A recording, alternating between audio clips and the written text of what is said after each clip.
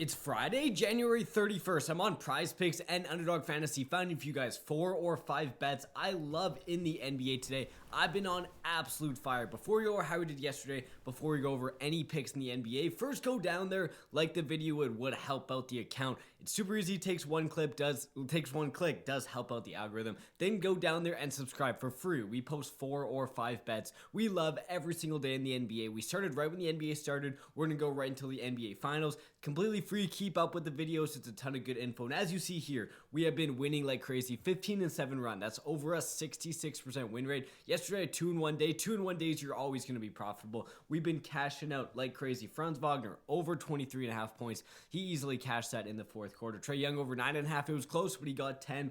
And then LeBron James over 17.5 rebounds plus assists. He had 11 assists. He just couldn't get there. Only 3 rebounds. That's like close to a season low. It was a weird game and a really good rebounding matchup. I don't understand how that happened. Anthony Davis was out. But hey, sometimes bad beats happen. We've been crushing it. Over a 66% win rate. We also had Ja Morant, who got ruled out. But right now on PrizePicks, guys, I see some discrepancies between them and Underdog, and I really think today we can take advantage.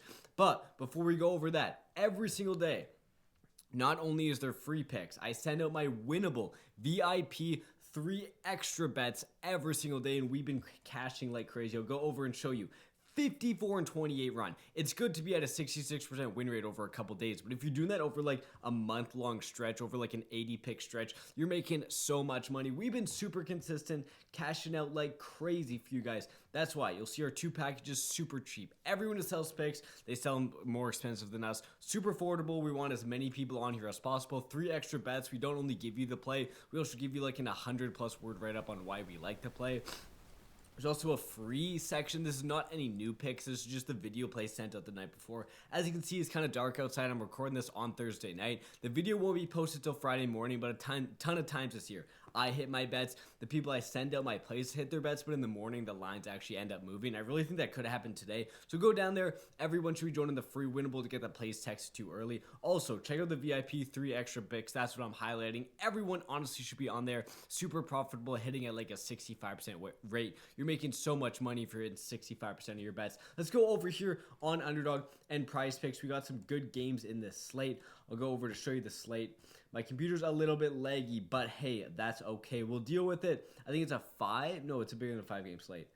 It's a 7-game slate. We do have some discrepancy earlier on Underdog Fantasy and PrizePicks. I'm going to show you guys. First one, we'll go over to this Dallas game. As you look, Klay Thompson's line is 13.5 on Underdog, and you have PJ Washington's at 17.5. Go over to PrizePicks. Klay's is 12.5 and PJ's is 16.5. You're getting a 1-point discount on both of these.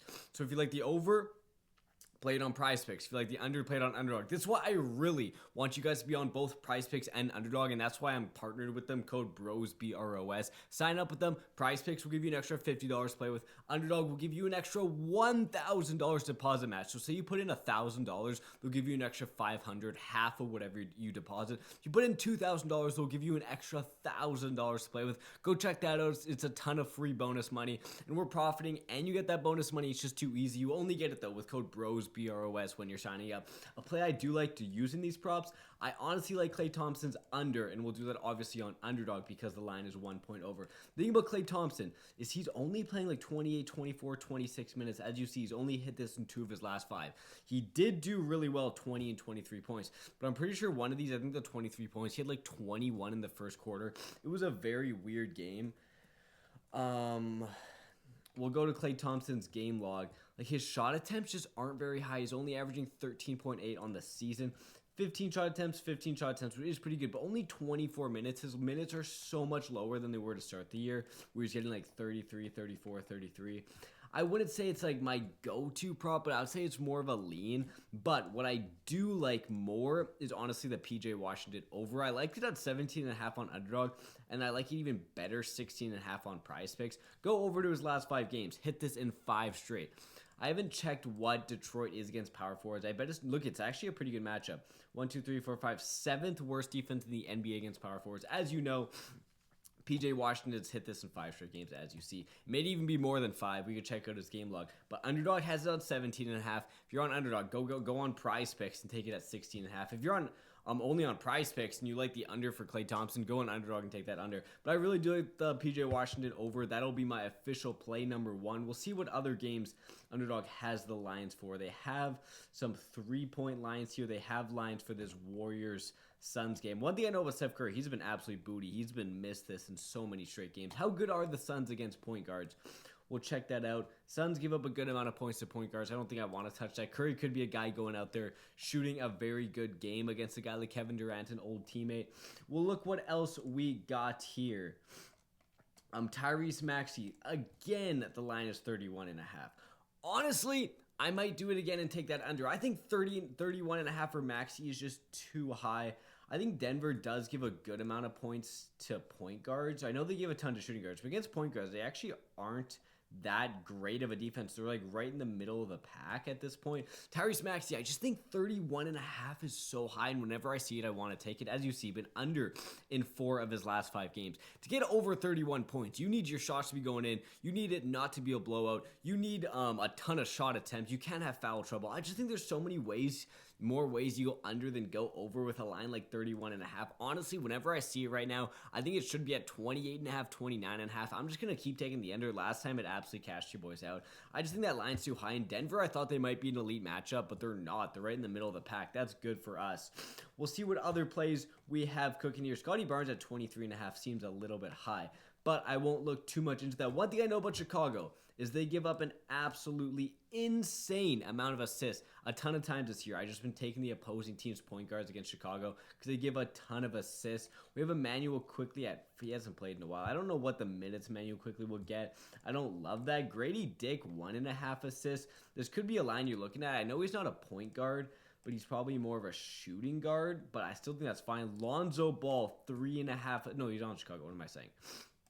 What does Toronto do against assists? Toronto's probably one of the better matchups. Toronto, yeah, they're pretty elite against that. I don't know why I'm tripping out. These teams are both red, and it's tripping me out. It looks like the starting point guard would be Emmanuel Quickly, but he just hasn't played in a while. I really don't trust it. I'm not going to go to that. But one thing you can always look for, Chicago is absolutely terrible against that.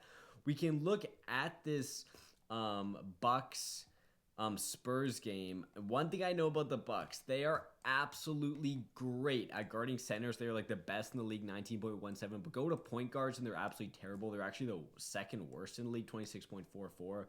Again, shooting guards not as bad. It's just the thing about betting on a guy like Chris Paul is weird because he's gonna go out there, get 7, get 11. He's hit this in 2 of his last 5. Let's see if he's played Milwaukee yet. Chris Paul versus Bucks. It is weird taking Chris Paul in this day and age, but he's played the Bucks recently, 18 points. Honestly, I know Chris Paul's a guy you don't love to take, but in a great matchup, as you see, the Bucks give up the 2nd most points per game in the NBA to point guards, and he had 18 last time against them. I do feel pretty confident at over the 8.5. I don't like Grady Dick. I don't know why that's in there. I'm pretty confident in that bet. I do like that. Jason Tatum's been absolutely horrible, man. I tried to take him against Houston. Or not against Houston, against Chicago because he was a good matchup. He just does not shoot well at all. You have Jaylen Brown's line lowered as well, even though he actually has been pretty good. Let's see what the Pelicans give. One thing I know about the Pelicans, they give an absolutely insane amount of rebounds in the NBA to centers. If you go over here, number 1 in the NBA, the worst defense in the NBA at giving up center rebounds is actually the Pelicans. What is Porzingis' line on Prize Picks? Or is the lines not out? The lines aren't out for the Celtics-Pelicans game. Also, I do find the underdog lines come out a lot faster. So if you're on Prize Picks, I would really get on underdog as well. We also got this Suns-Warriors game. I know the Warriors are quite good at guarding point guards. Number 1 in the NBA, 22.04. What are they? They're not great at guarding shooting guards. They're more of a mid matchup. It's weird because I think Tyus Jones is going to be taking the point guard position. I'm really not going to bet Tyus Jones props. And then Devin Booker, 26.5. How's he been hitting this? He's been pretty inconsistent too. Let's see what Devin Booker has actually done against the Warriors because the Warriors are a pretty good matchup against small forwards as well. Booker, whoops. Let's see here. I think the line was 26.5. He has scored. Oh, I guess they're not giving us the last couple games. Versus Warriors this season, one time 27 points, so he was just over on the hook on that matchup. I won't touch that one. Doesn't seem like I'm having an edge there. We'll scroll back up. I really want to find for you guys 4 picks I like in the NBA. Maybe there's some more enticing picks in this Dallas-Detroit game. I really don't know if I'm seeing anything I love. We already got the pick in this game. Toronto versus Chicago. We'll see what else we can find. Chicago. I know they're terrible against power forwards. Maybe we can use that. Second worst defense in the NBA at guarding power forwards. They're also terrible against centers, so they really are bad against big men. What has RJ Barrett been doing? He's been doing not amazing. Do we have lines for Jakob Poeltl? 13.5 points. Honestly, I'm low-key liking this. If he's going to play anywhere close to 30 minutes, he's hit this in 2 of his last 5. Not amazing, but not terrible. And as you see, Chicago's an absolutely amazing matchup against centers. We just saw Kristaps Porzingis go absolutely crazy on them. I could show you guys Chicago versus Celtics. Kristaps Porzingis, this was the game I had the Tatum over in one of my other videos, and it just did not catch, but Porzingis put up 34 points. Absolutely amazing showing. Let's see if Jakob Poeltl has played him yet this year. Versus Chicago. Poeltl has been a guy kind of up and down this year. Like, you're going to get 17-point games. You're going to get lower point games, but I don't think it's a terrible look here. 6, 15, those were his last 2, but he hasn't played them since 2024. Only 6 points, but on 22 minutes. That's not terrible. Personal fouls. He didn't get in foul trouble. He just didn't play a lot of minutes. What has Jakob Poeltl's minutes been? Maybe that's not a great bet. I wouldn't say it's horrible. If you're looking for a lean, I honestly do like Jakob Poeltl's over points, but I'm not confident enough to make it an actual video play. Another thing I kind of want to take is Wemby's under. He's been under in 4 of his last 5. I want to see if he's actually played. Victor Wembanyama versus Bucks. They're elite against centers, but Wemby's not really a normal center. He played them 2 times, 10 and 27, so he's been up and down. Again, not really a play I feel like I have an edge on. We can go back to this Pelicans Celtics game. I wish this line was 6.5. It's juiced to the over at 7.5. If it was 6.5, I'd be taking it all day. Pelicans Celtics. I know the Celtics are great against just everybody. What are they best against? They're really good against centers, small forwards. Shooting guards is a tough matchup for him. If we go over to a guy like DeJounte Murray at 17.5, he has actually hit that very consistently. It is a tough matchup, though. Maybe CJ McCollum, 19.5. 23-20. Again, a guy hitting it 4 of his last 5 games. Zion, that was Jaylen Brown. Zion at 22.5. Man, my computer is absolutely lagging. I think Zion 22.5 honestly could be a spot. I know Zion, I think he scored like 31 last week or something. 29, 31, 28.